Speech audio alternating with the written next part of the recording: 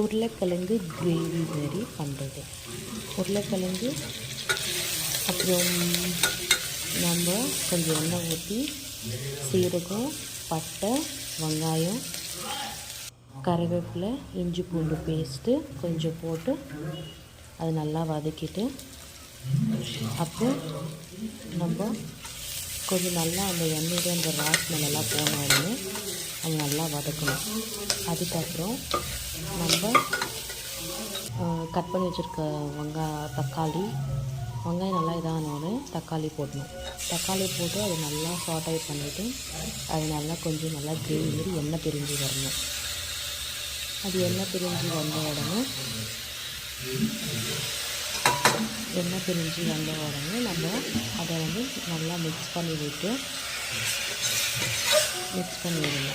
கொஞ்சம் உப்பு, நான் அது உப்பு அதில் காமிக்கல.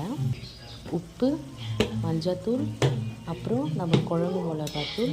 உங்களுக்கு இந்த வெறும் மிளகாத்தூள் போடணும்னா போட்டுக்கலாம், அது நம்ம இஷ்டம்தான். அதெல்லாம் போட்டுட்டு அது நல்லா எண்ணெய் பிரிஞ்சு வர வரைக்கும் நம்ம ரெடி பண்ணிகிட்டே இருக்கணும். அப்புறம் நம்ம உருளைக்கிழங்கு போட்டுக்கலாம். நம்ம உருளைக்கிழங்கு போட்ட உடனே கொஞ்சம் அந்த எண்ணெயில் நல்லா மிக்ஸ் பண்ணிவிட்டு நம்ம போடணும். நம்மளுக்கு எவ்வளோ பெருசு வேணுமோ அதை நம்ம கட் பண்ணிக்கலாம், அது நம்ம இஷ்டம். கொஞ்சம் தண்ணி ஊற்றி உப்பு போட்டு ஒரு 2 விசில் விட்டு எடுத்துட்டோன்னா முடிஞ்சிச்சு உருளைக்கிழங்கு கிரேவி. பிடிச்சிருந்தால் லைக் பண்ணுங்கள்.